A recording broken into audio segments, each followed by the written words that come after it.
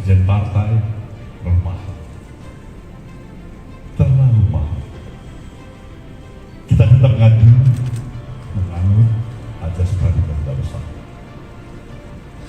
Tidak ada di antara kita yang memastikan diri kita ini terlepas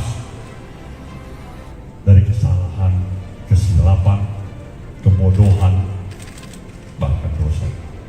Itulah arti kehadiran kita sebagai musuh.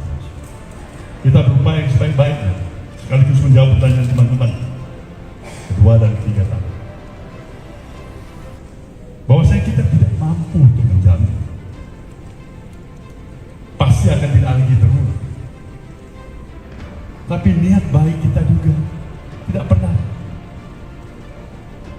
padam. Tidak pernah ada pers yang barangkali mungkin mengapresiasi partai ini dengan komitmen yang sesungguhnya menolak politik dengan mahar.